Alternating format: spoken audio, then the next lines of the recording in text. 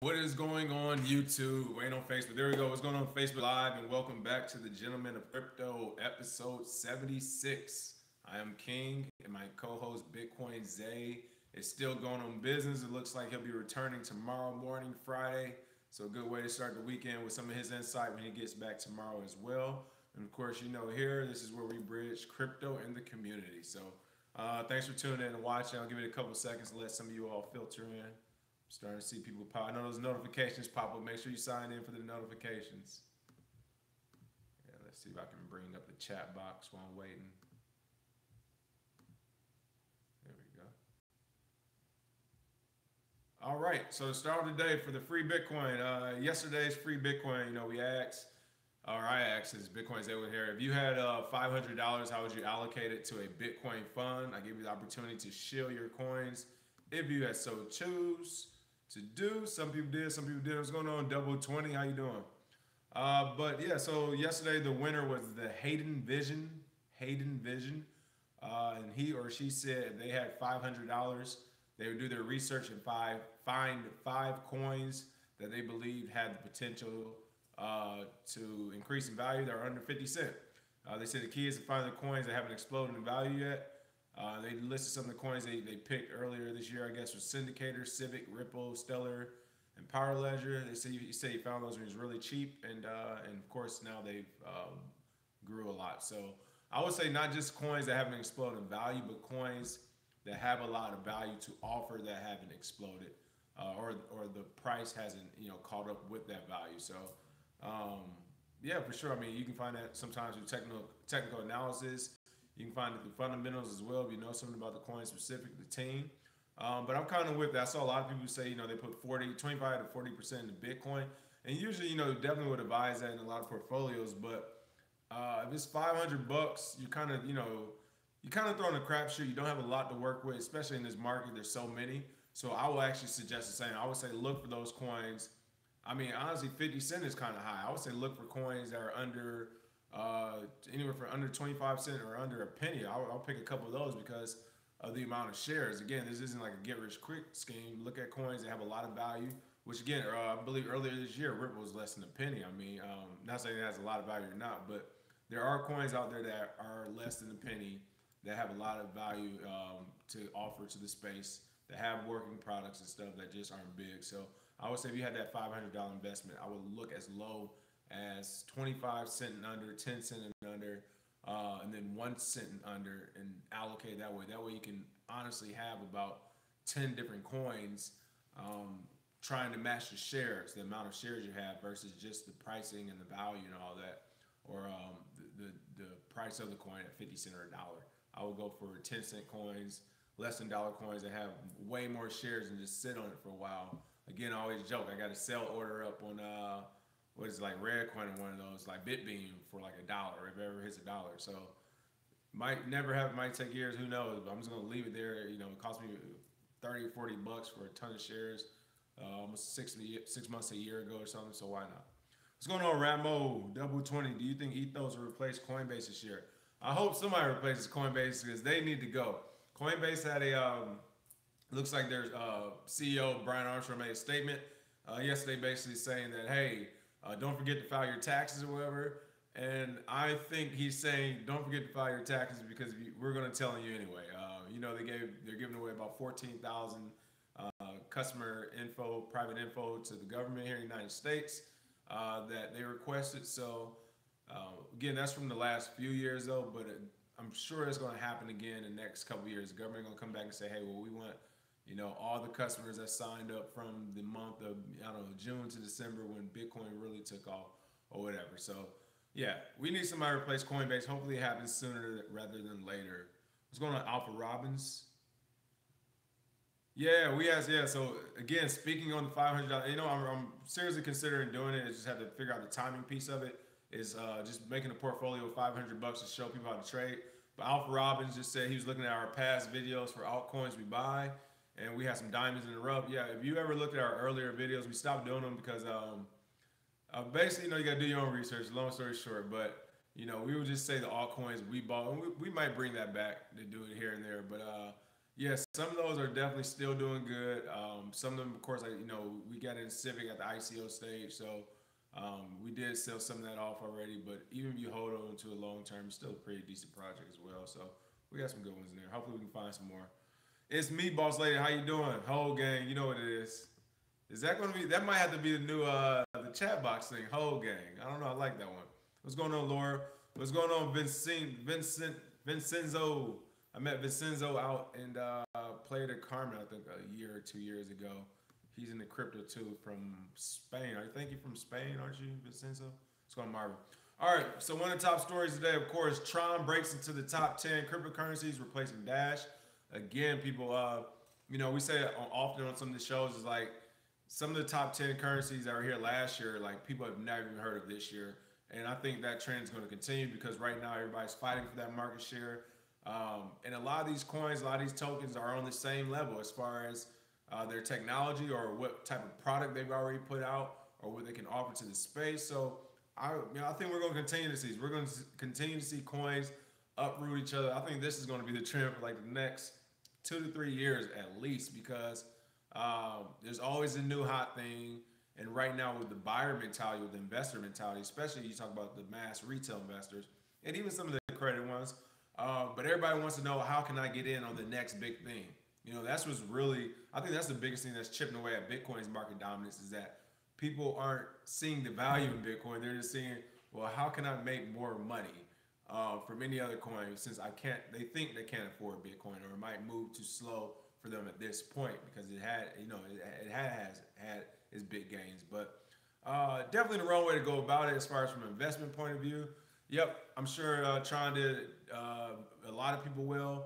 I would say Jay always says a bad time to buy Tron again. It's all about the way you want to invest. If you're looking at it for the next 3 to 5 years, no, it's not a bad time. But yeah, if you looking for a good return in the next few weeks, maybe because it looks like Tron has already, the CEO of Tron, Justin Sun, posted a couple of tweets the last couple of days. He posted one on the 2nd, and then I believe he posted one early this morning. But he was just basically tweeting about partnerships, potential partnerships with giant companies or prestigious companies. He said we'll be huge soon, so of course that's driving the price. But again, people, you're supposed to buy the rumors, sell the news. So I don't know if one of these tweets comes out to be something huge with a big partnership, it can go up more. But that is very risky at this point since it's already exploded. Especially now that it's in the top 10, people are seeing it. I'm sure more people are buying it. But if you're looking at long term, it might not be a bad bet. And then on the flip side, we've seen this before already with a ton of different coins. Their CEO or somebody comes out and tweets, awesome news on the 28th. Like I've seen some of these signals before and rolled some out just to see how they look and put a little bit of money into it or whatever. And I'm telling you, like it's 50-50. Sometimes they will unroll something huge, and then oftentimes it's nothing. I think we just saw that with IOTA. They came back and apologized. They made it seem like some big thing was coming out. And at the end of the day, it was just meetings with like Microsoft. We saw with Komodo. I will never forget that when Komodo had like this big rollout. The tweets were coming and this big platform. And again, it didn't add up. So I feel like CEOs tweeting about their projects at this point it's kind of like the blockchain stimulus package for the traditional markets when these traditional companies, Long Island blockchain iced tea, which has no meaning, but it explodes in value. I think this is the same thing. You're seeing these CEOs come on and say, hey, we got big news coming up, prestigious partnerships and all this. Yeah, it's very shilly. There we go, Jamal J. But again, it's a 50-50. If you have the money to lose, then it's almost sometimes why not. But hey, there we go. Somebody said it'll be $1 soon. But if you don't, then who knows? But again, regardless, the point is it broke into the top 10. We'll see how long it stays. Coins are going to be replacing each other throughout the top 10. Like I said, next couple of years. So it'll be interesting. For those who don't know, Tron markets itself as a blockchain-based protocol for the entertainment industry, a platform for content distribution, which Tron's native token TRX is circulated. The project had ICO in early September, and they hit their fundraising goal of about 70 million. So it's been trading since mid-September already. And again, this is how quick it can happen. So whenever you feel like you missed out, there's always a new coin that people, whether it has real value or not, will figure out a way to push it up. So let me check out. Yeah, Vincenzo, what's going on? Happy New Year. There we go. Okay, Vincenzo's from Switzerland. There we go. So he gives me some he gives me some of the crypto news that's going on overseas sometimes. So he says he's over in Switzerland. The guy's always traveling though. He's really plugged in as well. So I always hear some good stuff from him. Even though you did give me that one thing that didn't turn out to be good, but I'm gonna leave it alone. Let's see. Let me check quick peek at these comments. What's going on, Antonio Crypto Q? Christine, hello, hello, hello. Yeah. You said I see Ripple being number one soon. Number one in what market cap? Because it's a big difference, but I don't know about that. We shall see. We shall see. That is if it doesn't do a 180 on people here in the next couple of weeks. So we got to pay attention. All right, big news. Well, not big news. It's normal news. A lot of people have seen it already, but People's Bank of China, they've actually put to rest a rumor, a FUD that was coming out saying that they were ordered a domestic shutdown of Bitcoin mining activities. What's good is though, I think what's best about the story is a lot of people didn't even hear about this rumor because I really didn't hear that much about it. But it was enough to make a story, I guess, on CoinDesk or Cointelegraph. But this time last year, some of the rumors were like freaking people out. I mean, whatever China said, I mean, not just last year, the last few years, China could say something and drop the price, increase the price like literally 25 to 30% overnight just from a press release. And they did it regularly. Exactly. So there we go. P-Man Vanguard, they just want a bigger cut of the profits on mining. So whenever you hear anything coming out of China, for those who are new to the game, China is like Jamie Dimon on steroids. They will, or at least they used to be. Everybody caught on to their tricks, but every year, actually around this time, toward the beginning of the year, you get some in the summertime from the pump, and then it looks like last year toward the end they finally died down once they, everybody stopped paying attention. But yeah, they're going to come in. They're going to tell you what they might be doing, what they're not doing. And because of that, China does own about, I think, 70% of the hash rate when it comes to Bitcoin mining. They influence a lot of decisions and they get people scared and all that type of stuff. But after last year's fiasco with them exiting the market over and over again, people finally said, okay, we don't need to. Hey, I got to pick up for Bitcoin today. But yeah, after them hopping in and out of the market, people finally got hip to the game. At least a lot of new people were like, okay, it's the same thing. Again, China, what's going on there? Jahan Wu and his cronies are basically spamming the Bitcoin network to make these fees high and all this other stuff. They have all the mining, but here's the thing, people. We finally got to see this year when China like kind of fully exited the trading market and all that.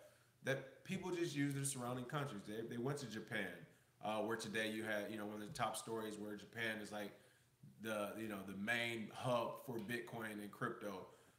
They went to South Korea, where South Korea has fair standards for crypto areas. So the news from China, I don't even consider it FUD anymore. We rarely even talk about them anymore. I think the best thing that can happen, or the worst thing is nothing can happen as it has been happening. But the best thing that can happen is that China finally re-enters the market sometime in 2018 or 2019. And literally you're going to see almost everything on the chart turn green overnight. So, but until then, they're shooting themselves in the foot and they're not anything to even really worry about. I just thought it was worth the mention because again, I know a lot of new people might see the China stuff, and they don't know they're just pushing this FUD literally on a monthly basis at this point. So we shall see. You said Ken will be the next Tron. I don't know about that, but we will see. Ken has a lot of marketing behind it. Ken is a token for the Kick platform, right? If Ken's the next Tron, then that means Craigslist needs to get a token too. Let's just say that. Let's see. All these shillers in here today.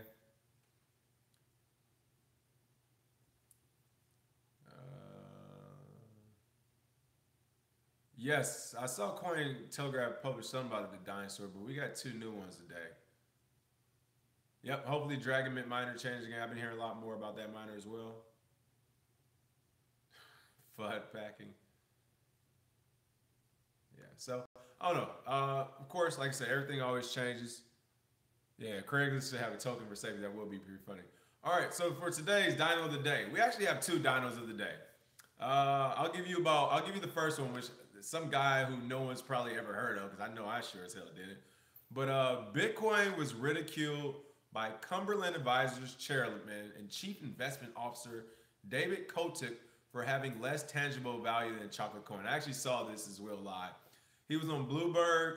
Mr. Kotek offered the host a New Year's gift, which was a chocolate coin shaped like a Bitcoin. And he said that is a chocolate covered Bitcoin, and that is the most tangible value you will see in Bitcoin. He said, I'm optimistic on markets, but he said not that market, referring to Bitcoin or cryptocurrency in general.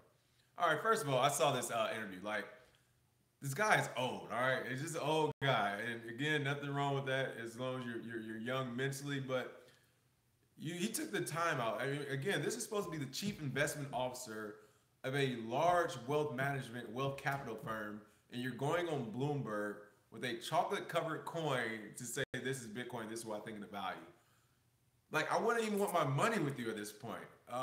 It's not a joke. It's like you have an asset that is, right now about 15K or whatever, is rose however much percent in 1 year. You have the subsidiary assets on the platform, as well as Ethereum platforms and all this other stuff. And some of these, you're looking at the Ripples, you're looking at the Stellars, the Stratus, the Neos, which used to be Ant shares. You're looking at all these coins that have had these 20,000% gains in 1 year, something this old guy has never saw in his life. You know what I mean? Like, something he couldn't even imagine in his life. I mean, I really think that is that these old guys that escaped out of the dinosaur, out of Jurassic Park, I think if they really wrap their head around it, they might like have a stroke or something. I'm not wishing that on anybody. I'm just saying the fact that this is so abnormal, they literally can't wrap their head around it.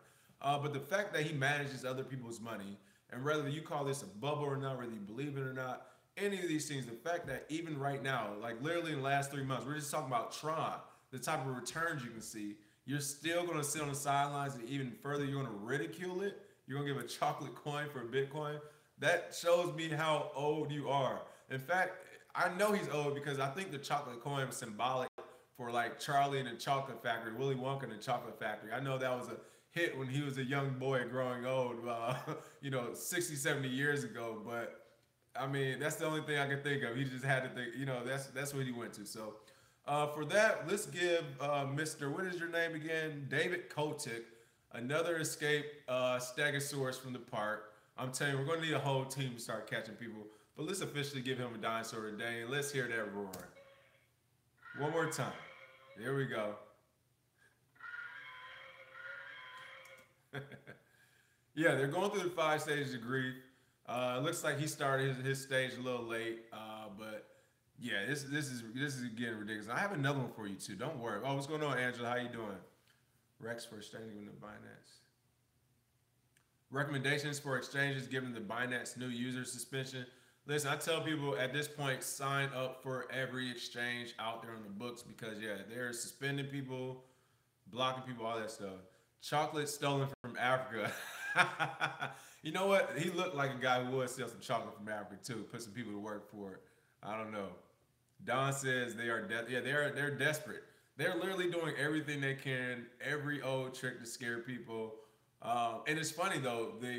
The hosts are starting to become more hip to this as well, and they're not allowing it to happen as much. I will give it to him because the host he gave the chocolate coin to, she kind of was like laughing at him too, like stop being stupid. Like, it's worth a lot of money. All right, this is ridiculous. And again, we saw that on CNBC a few weeks ago when they were talking about Bitcoin Cash.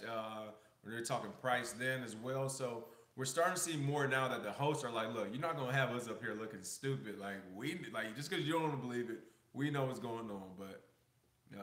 Yeah, exactly. P-Man Van. Old is not an excuse for not being informed and talking out of your ass. I agree. Like, again, this person manages a lot of other people's money, and he is talking down about the highest grossing assets, not only this year, but the highest grossing assets the entire world has ever seen. So, again, that's pretty funny to me. You said Crypto Q said all these people are having Donald Sterling moments over 70, and they have too much power. Exactly. And this is what I really feel bad for, and I hope they watch this. For every young person, for every millennial or whatever, early 30s, late 30s, early 40s, all these people, 50 and under, even if you're 60, 70, again, it's about the mentality, but just seriously millennial crowd. If you work at one of these wealth management firms, if you work at JP Morgan Chase, if you working at, I think Merrill Lynch is the next person I'm about to hit right now. if you're working for this David Kotak, like, what are you doing with your life? You're working for these people who clearly have no idea what's going to happen in the future, and you're placing your bet with them. So at this point, I'm hesitant to say how much could you even really learn from them. They're turning their back on the highest grossing investments of the year of the world economy that we've ever seen. So pretty funny. So yeah, you said some guy. Oh yeah, the Chuck E. Cheese tokens. I remember that. His name is David Kotak. He did an interview on Bloomberg. It's only a couple, like it might be a minute long. I saw it the other day. It's pretty funny. All right, so our next dino of the day. This one's a bigger dinosaur that escaped. Now, this one's kind of been on the loose already. He's been keeping low pro. He's been letting his older brother, Dinosaur Diamond, take all the heat. But I knew they would join the party soon. That's why I already had some information on them. But Wall Street's Merrill Lynch bans Bitcoin for its clients. Wall Street Bank Merrill Lynch has banned its financial advisors from buying any Bitcoin-related investments for their clients. The reason why they're coming out and saying is because, like any other intelligent investor that's on the sideline and seeing these, ridiculous gains nonstop, they're asking their financial advisors, first, why aren't we in it? Secondly, why are you advising me against it? Again, this is why they're going to eat themselves. But yeah, they're starting to push back. And I'm hearing this from not only them, I'm hearing this from a lot of capital management firms and investment services. Customers are starting to come in like, wait, we didn't catch none of this wave all of 2017, like, and you're still not into it, and now you're actually telling me that we can't even talk to you about it, and you're not going to get into it. Yeah, we're going to jump ship somewhere else, which is also why the U.S. regulators are saying, well, retail investors can invest in some of these, these high yield crypto investment funds, because they want you to stay with the traditional funds. They want you to stay on the NASDAQ. They want you to stay with this 0.002% or wherever the hell it moves on a monthly basis or something. I don't know. I know they get excited when they hear like 8 to 10% gains a year, 20% gains a year. I know that gets these people very excited. But they want you to stay in that traditional market. The regulators want you to stay there. These big, these top companies, the Merrill Lynch's, the JP Morgans, even the Goldman Sachs, even though they are doing a little bit better as far as adapting, they want you to stay on the old system. They want you to be happy with those 20% gains a year. So I don't know. I feel like the banking system right now, it reminds me a lot of tulips. I just saw CryptoQ say something about tulips, but it reminds me a lot of tulips right now, what they're doing. And I think they're going to end the same way. Let's flip some of these analogies and metaphors back on them. They're acting like tulips, and I just don't see them lasting, but we'll see what happens. But yeah, so Merrill Lynch, they banned all their financial advisors. I think it's like over 17,000 of them as well. So they really are banning people from investing in crypto-related products through them. But this is also the same Merrill Lynch that in 2016 had to pay a $415 million fine for misusing customer cash and putting customer securities at risk. $415 million fine in 2016 for misusing customer cash, and now they're trying to tell you how to invest. And the fact that people still invest with them is ridiculous to me. It's like, they've been fined for this, even though I don't know how you get fined almost $500 million and no one goes to jail or prison. But in some states in America, if you got like a couple of grams of marijuana, you can catch a 5-year felony off the bat. But that's a different story. But yeah, these guys got fined $415 million for misusing customers' funds, for misusing your investments, for putting what they basically are doing are putting your investments in high risk securities or very high risk investments, and they were keeping the top. And if they made anything, they might give you a little bit, but they were keeping the rest, or they were just losing it and saying, "Oh, we lost it." So again, these are the people who are trying to say who can and can't buy Bitcoin or invest through Bitcoin through them. And again, you have the regulators who have their back who are saying, "Yep," and it's also illegal for retail investors to jump into this. This is how rigged the market is, people. Not only are they telling you, can you not go through traditional routes and invest in crypto, but they're also saying for new companies that pop up and want to allow you to invest through them, you can't do that either. So, yeah, it's pretty interesting. Let's see. Yep, at least they make their intentions clear. Exactly. Tony said at least they make their intentions clear to woke people. I agree. Again, the writing's on the wall if you're paying any attention to it. So.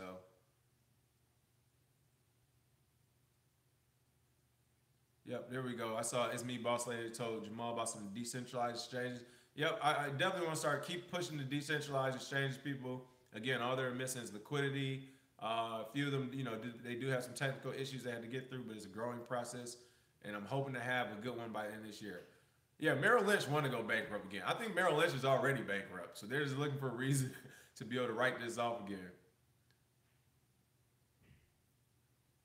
Yeah, P-Man Van said, where are they going to tell you when the stock market corrects? Sorry. That's the one thing I've been trying to tell people. Hey, stock market's been awesome. It has been. Stock market has been pumping nonstop, and it needs to correct. So when that correction does come, you're right. I'm very curious to see what they're going to say to people when all they make is 20% a year, and that thing's dropping like 12% or whatever. We already talked yesterday.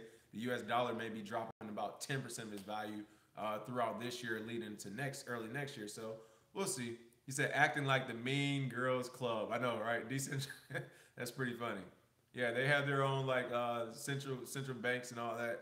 They have their little, only the big boys allowed in the treehouse type deal. What's going on? Appreciate that, Beaver Brain. Use a VPN and Onion router to invest. There you go, people. We've been saying that from the beginning as well. Not saying to break any laws, but it's not illegal to use a VPN, virtual private network. But between that, like you said, an Onion router, these things are fairly simple to set up. You can Google and YouTube this stuff. You could be good to go in a matter of a couple hours, maybe a couple days, depending on some of the stuff you might have to buy and bring in. But yeah, I mean, there's workarounds, all the trading. Again, this is an international market. It's open 24/7, and the U.S. does not have the hold on the entire international market. So with all that, though, I just want to make sure Merrill Lynch, all of Merrill Lynch, top to bottom, I mean, I don't care if you're an entry-level worker. You could be a janitor. You're still helping them. And they're, but no, seriously, Merrill Lynch in general, you all are officially the dinosaur of the day as well. So we got two that escaped the park. I need to hook this up to the speaker, I'm telling you. Let it roar. I mean, this is funny to me. Again, it's pretty funny that there are still people on the sidelines. There are still people investing in these traditional markets, and they just don't know what they're doing. And in fact, I take that back. They do know what they're doing. It's even worse that they know what they're doing, and they know that most of their customers aren't smart enough to either stop them, catch them, or leave them. So they keep doing things like misusing your funds and getting fined $415 million, and then coming back and saying, not only are we getting fined $500 million, and we're misusing your money, and we're losing your money, and we're scraping off the top. Oh, but also the opportunities for you to make more money, we're not even going to offer them to you. We're going to make it illegal for anybody in our companies to do it. So if you're still using Merrill Lynch, I mean, take a look in the mirror. Other than that, I want to make sure we ended on a bullish story. A research analyst at the Royal Bank of Canada sees cryptocurrency, blockchain technology, and decentralization as a potential $10 trillion ecosystem. Mitch Steves, an equities analyst for RBC's Capital Markets subsidiary, said that as the application becomes successful, the protocol layer captures more value, which then creates more interest in additional decentralized application development. In layman's terms, what he's saying is, as one of these apps on these platforms blow up, i.e. CryptoKitties, we always got to go back to it. As apps like CryptoKitties blow up, other people, other inventors, other people intrigued by this space can say, oh, wow, well, if you can do this with a, decentralized cat breeding, whatever, why can't I do it for my business of this and that? And they'll build more apps, making that platform more valuable, and then making decentralization as a whole more valuable. So he's saying that's a $10 trillion ecosystem. He kind of pointed out some, where the mining is at. Just mining alone is a multi-billion-dollar ecosystem already. Depending on what you're mining for as well, can it be broken up, whether you're using the ASICs or some of the older ones or the GPUs, or even right now with the Dragon Mints coming out. So just that's the ecosystem. You talk about, I know yesterday we were talking about the law firms, the lawyers, law firms, legal, all that's about to be an entire ecosystem in the crypto space, as well as the regulatory environment, consultants, lobbyists, all this stuff is coming, people. So yes, we are looking at a $10 trillion ecosystem according to this research analyst. And I think, again, I think they're lowballing. I think we're being conservative with that. We're talking about the entire ecosystem. I think we can get a $10 $1 trillion ecosystem just out of crypto, the currencies and the tokens themselves. So eventually, so we'll see what happens though. But again, I think that's pretty bullish to say that hey, we're just getting started, we're just building stuff, and we're still, you know, we still have a long ways to go. But this is the beginning. There's a lot of money to be made. So here, let me answer a few more comments to do the free Bitcoin for the day, and then go ahead and let you all get out of here. I know everybody's busy. See, yes, cannabis stocks are doing good. They just legalized it here and on the West Coast, all across the western border. So pretty good future for that, because they're definitely gonna have to figure out more ways to utilize. You know, it's a cash-only business right now for most of them. Some do accept credit or debit or whatever, but it's mostly cash-only business, which is why crypto is very attractive to them. Let's see, stocks is a slow sinking ship. I agree. So use Monero to clean those coins. There we go. People start looking at these privacy coins. Opera has a Tor extension too. Okay, good information. And let's see. Jamal J, tell me about Dwight. What's going on with Dwight? Funny. Yeah, I saw I licked him a couple times. Listen, dehydrated, brother. I've been in this gym. That was a good one. I like that. All right, let's see. RBC also talking about Segwit and Lightning. Good. All right, so it looks like that's all we have. Jamal J, I'm gonna come back at you one of these days with a funny joke out the blue, don't you worry. For the free Bitcoin today though, so for the free Bitcoin in quotations, for the next top 10 coin, what's the next top 10 coin to crash? At least in the short term. You know, you've seen all these coins taking off. I just saw somebody say Ripple is gonna take over Bitcoin as a king of coins in the top 10. So out of these top 10 coins, in the comment section after the video so it saves, just put which coin you would think will be the next one to crash. And of course, when we say crash, we're talking about the media crash. You know how it happens, you know, 40%, oh my God, everybody's going crazy. But put which coin you think it'll be and why. Of course, I'm already seeing some folks put the same coin. So, you know, to add a little funny to that comment might help you win a little bit. And again, for the free Bitcoin everyday people, we only give out a little Bitcoins, only like $3 to $5 worth of Bitcoin. Just something to get you started into the crypto community.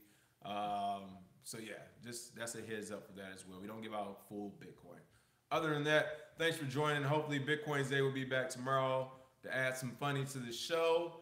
And until then, you can follow us at Kirby Crypto, KRBECRYPTO. Again, we got a lot of good stuff coming up here soon. So make sure you're checking us out, Twitter, on Facebook, YouTube, of course, here, subscribe. Then also, you can go to our website, www.kirbycrypto.com, and subscribe there as well. And let's see, how do we send $3 to $5? Yeah, you just do it. Like literally, I think $5 a day is like 0.0003 or something like that. So yeah. Unfortunately, again, the market is being, or the network is being spammed intentionally, so those fees are high. Sometimes the times are slow, but that's what we're telling people. Like as a fact, they haven't been telling the truth. Like the confirmations still aren't slow. I mean, when I send $5 of Bitcoin, it still gets there, you know, rather quickly. I would say within 5 minutes on most days. Even the network's congested. Now the fees are high, but the fees are also coming from the wallets I'm using. Unfortunately, I have some of my money in some of the Bitcoin wallets that are pretty good, i.e. Jax, which is owned by Eric Voorhees, which is a businessman, you know, all that stuff they have with him. They are intentionally raising the fees even higher. Like they're intentionally doing this, people. That's what we're telling you. So it still works to send Bitcoin and all that. A lot of that stuff is FUD. A lot of things have been said as lies. We still send Bitcoin to everyone every day, $5 a Bitcoin, $3 a Bitcoin, or whatever, you know, in USD terms. So you can still do it. Exactly. A Segwit wallet can fix a lot. Segwit wallet can lower the fees even more and make the transaction times even faster. What's the cheapest way to send it? Here, I'll shill a coin for everybody on the way out. Cheapest way to send it right now is through Dogecoin. You all take care until tomorrow.